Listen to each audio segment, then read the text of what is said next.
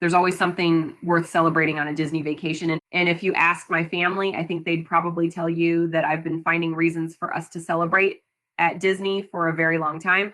Hi, friend, and welcome to The Magic Between. I'm Kristy Bettenhausen, a travel agent with Mickey Travels and earmarked by Disney Diamond Travel Agency.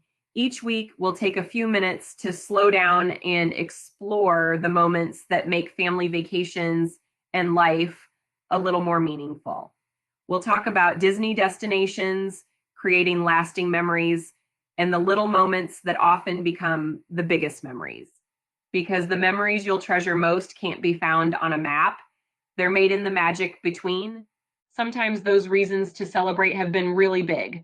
Birthdays, graduations, anniversaries, and sometimes I just decided we were celebrating birthdays when it wasn't actually anybody's birthday. Years ago, before Robert was born, we took a family trip to Walt Disney World during the holidays. And somewhere along the way, we decided that each of our older kids was going to get a birthday celebration day. Nobody was actually having a birthday on the trip. That was apparently a minor detail. Each kid got to choose one day. They wore a birthday button. They got to choose where we ate. They got a say in what we did that day. For that one day, it was all about celebrating them. And I love that memory because there was absolutely no reason we had to do it. We just did. It was also our first trip to Walt Disney World during the holidays. And as it turns out, we came home from that vacation with a little souvenir who would eventually be named Robert. That particular Disney vacation ended up marking a much bigger chapter in our family's story than we realized at the time. Disney has been part of so many of those chapters for us. Craig and I celebrated our very first wedding anniversary at Walt Disney World. We went to Victoria and Albert's for dinner. And for two young adults celebrating their first anniversary, that was a big splurge. It was incredibly special. Then fast forward to our 10th anniversary, life looked completely different. We had 4 kids by then. We'd been through some pretty difficult years. Life was busy and complicated, and we really just needed some time to get away together and have fun. And while we were at Walt Disney World, we did a photo session at Disney's Polynesian Village Resort. There is one picture from that session that I still love. Craig and I are sitting together on a swing on the beach looking out toward Magic Kingdom. There wasn't anything extravagant happening and no huge surprise, no once in a lifetime experience. It was just the two of us sitting on that swing. And I remember it feeling like such a perfect moment. I think that's one of the things I love most about celebrating at Disney. You can make a celebration as big or as simple as you want. We've done plenty of both over the years. We've celebrated birthdays, more anniversaries than I can count, all 4 of our kids' high school graduations, the older 3 kids' middle school graduations, Robert's 5th grade graduation, both of our girls' college graduations. Disney became one of the places where our family marked the chapters. And then a couple of years ago, we had 2 pretty big chapters arriving almost at the same time. A few days before Robert's 17th birthday, I asked him what he wanted to do for his birthday, and he said, "Go to Disney World." Well, I am pretty good at making Disney vacations happen, but 3 days' notice was pushing it just a little bit, so I told him that wasn't happening for his 17th birthday. But immediately, my brain started working because his 18th birthday was the following year, shortly after his high school graduation. And Robert's birthday is August 10th. Mine is August 22nd, which meant 12 days after Robert turned 18. I was turning 50. 1850, high school graduation. Okay, now we had a Disney trip. So 2 years ago, that's exactly what we did. And because we were celebrating Robert turning 18, I wanted part of the trip to really feel like his celebration. Robert got to choose our resort. His pick, a Cars family suite at Disney's Art of Animation Resort. We built his part of the trip around the things he loves, his favorite attractions, his favorite characters, his favorite places to eat. And after our family time together, he got another pretty great birthday present. He stayed at Walt Disney World for a few extra days with both of his sisters before flying home. Meanwhile, Craig and I left Walt Disney World and boarded the Disney Magic for a cruise. And that part was definitely for me. And if you know how much I love Tangled, you know why the Disney Magic was the perfect ship for my 50th birthday celebration, but we weren't quite finished.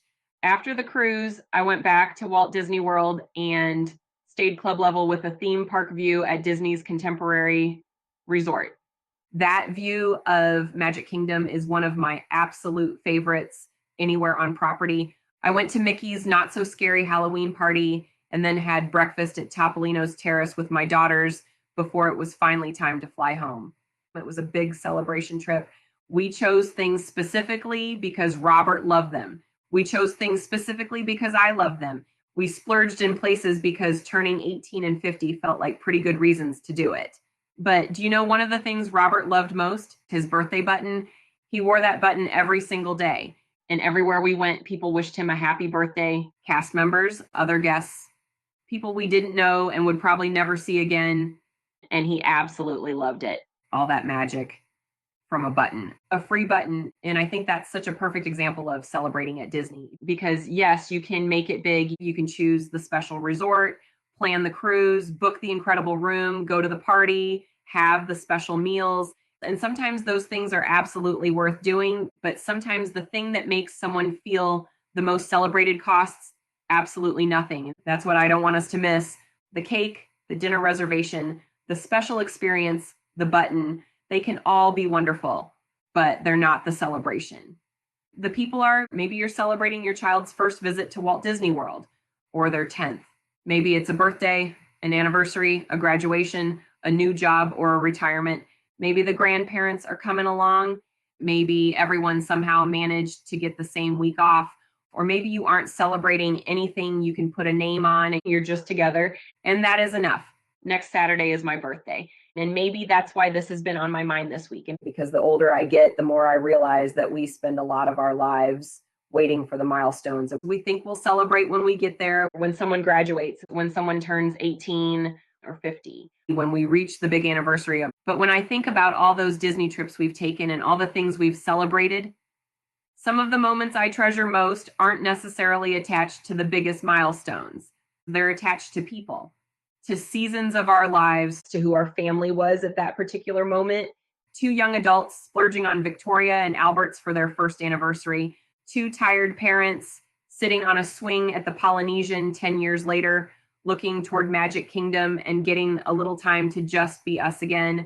3 kids getting pretend birthdays on a holiday vacation. A 17-year-old telling his mom he wanted to go to Disney World 3 days later.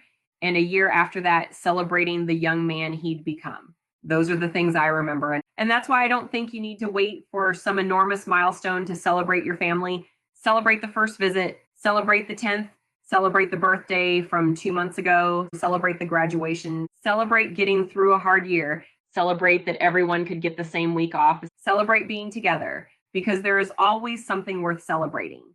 And sometimes the thing you're celebrating won't even be the part you remember most. It'll be something much smaller. A picture on a swing, a laugh at dinner, a favorite character interaction, a conversation you didn't know you'd remember. One of those ordinary little moments happening in between everything you planned. Thank you for spending a few minutes with me today. If you're dreaming about a Disney destination vacation and you'd like me to help make planning your vacation feel a little more magical, I'd be honored to help. You can learn more and request your complimentary vacation quote at KristyBettenhausen.com. Until next time, remember the memories you'll treasure most can't be found on a map. They're made in the magic between. Thanks for listening.